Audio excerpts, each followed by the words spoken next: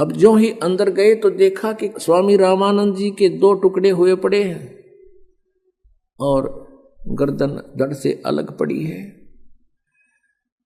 सभी उपस्थित आश्रम के भक्त कहने लगे कबीर जी को कि भगवान के आज सिकंदर लोधी ने अपने गुरुदेव की हत्या कर दी। सिकंदर थोड़ा पीछे रह गया था, परमात्मा शीघ्र अंदर आ गए थे।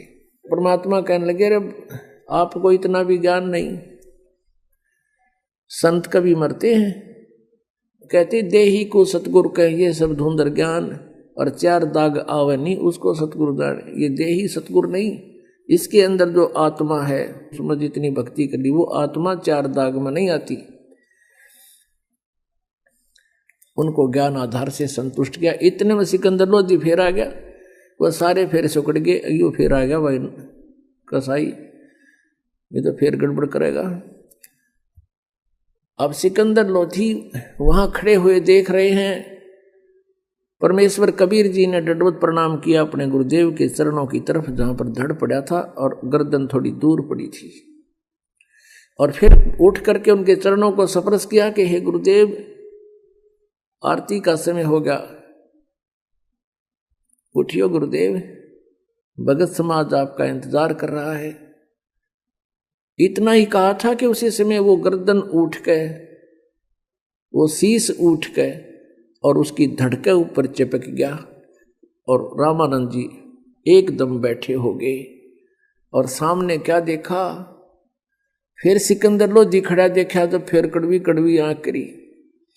तो परमात्मा कहने लगे हे भगवान, हे परमात्मा, हे गुरुदेव, ये आपके बच्चे खड़े हैं। फिर वो थोड़ा सा माइंड ध्यान इधर हो गया और फिर क्या देखा उसने, रामानंद जी ने, कि उसके शरीर से आधे हिस्से से तो खून बह रहा था, रक्त, और आधे से दूध निकला हुआ पड़ा हुआ था जमीन पर। अब रामानंद जी आश्चर्यचकित रह गए कि अभी दूध कैसे आ गया मेरे शरीर में, खून तो चलो रक्त की तो मान लें बात। तब कबीर जी से पूछा कि हे भगवान, ये मेरे शरीर से आधा रक्त और आधा ये दूध कैसे निकला? अब कबीर साहब कहने लगे आप तो जानी जान हो, मुझे तो महिमा दे रहे हो, आपको सब पता है, जैसे गुरु जी से जो व्यवहार किया जाता है, और जानी जान तो आप पे थे। वह कहने लगे पर भगवान, आप जी ने मुझ दास को उपदेश देने के बाद छुआछूत हिंदू समाज की तो बंद कर दी थी। आप सभी हिंदुओं को, चाहे वो किसी जाति का है, सबको नाम देते हो, सबसे प्यार करते हो, लेकिन अभी आप मुसलमानों से नफरत करते हो। हे प्रभु, भगवान के दरबार में कोई जाति मजहब नहीं है, कोई मजहब या जाति बुरा नहीं, इंसान बुरे हो सकते हैं, उनको हम ठीक करने के लिए आए हैं, उनकी बुराई छुटवाएंगे। आप अभी तक मुसलमानों से नफरत करते हो, आप मुक्ति प्राप्त नहीं कर सकोगे। रामानंद जी के हृदय में जो एकदम ऐसा कुठारघात हुआ, इतना एकदम जख्म हो गया इस बात का कि मैंने तो जीवन ही मोक्ष के लिए लगा रखा है और मेरा मोक्ष नहीं होगा, मैं मुसलमानों से नफरत करता हूं।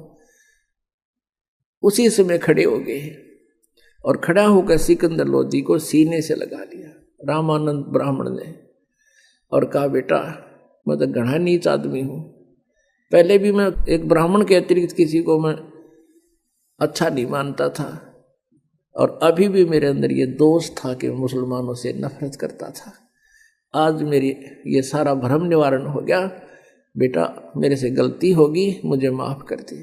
सिकंदर लोधी ने भी चरण पकड़ दिए, स्वामी जी मैं पापी आत्मा हूं और मैंने बगैर सोचे समझे ऐसे महापुरुष की हत्या कर दी, मैं महादुष्ट इंसान हूं।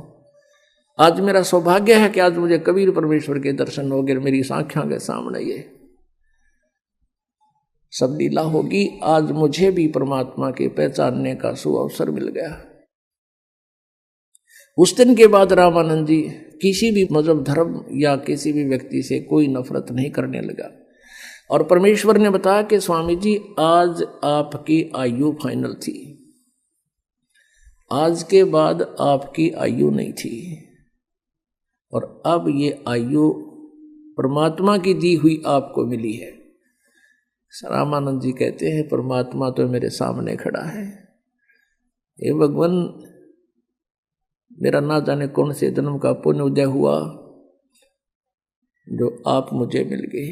मैं तो इतना नीच था, अब भी मैं अपने आप को सुपीरियर मान रहा था कि मैं तो बहुत नेक हो लिया।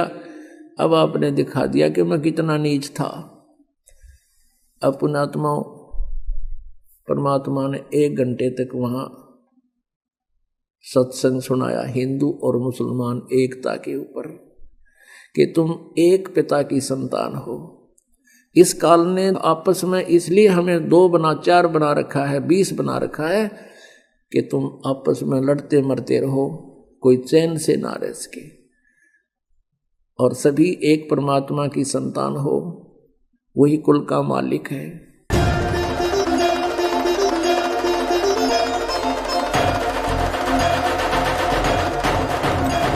गगन मंडल से उतरे सतगुरु सत्य कबीर, जलज माही पौढ़न किए 2 दीनन के पीर। जगत गुरु तत्वदर्शी संत रामपाल जी महाराज के पावन सानिध्य में परमेश्वर कबीर साहिब के प्रकट दिवस के अवसर पर 20, 21 व 22 जून 2024 को नेपाल सहित भारत के 11 सतलोक आश्रमों में 3 दिवसीय महासमागम का आयोजन किया जा रहा है। इस पवित्र अवसर पर आदरणीय संत गरीबदास जी महाराज की अमृतमय वाणी का 3 दिवसीय अखंड पाठ, विशाल भंडारा, विशाल सत्संग, आध्यात्मिक प्रदर्शनी और निशुल्क नाम दीक्षा का आयोजन किया जा रहा है। साथ ही दहेज मुक्त विवाह, रक्तदान शिविर व नशा मुक्त जागरूकता अभियान जैसे समाज सुधार के कार्यों का आयोजन भी किया जाएगा, जिसमें आप सभी को इस विशाल अद्वितीय भंडारे में सादर आमंत्रित किया जाता है। इस महासमागम के आयोजन स्थल का पता है सतलोक आश्रम, धनाना धाम, सोनीपत, हरियाणा। इस कार्यक्रम का सीधा प्रसारण साधना टीवी चैनल, संत रामपाल जी महाराज यूट्यूब चैनल और स्पिरिचुअल लीडर संत रामपाल जी महाराज फेसबुक पेज पर सुबह 9:15 बजे से देख सकते हैं।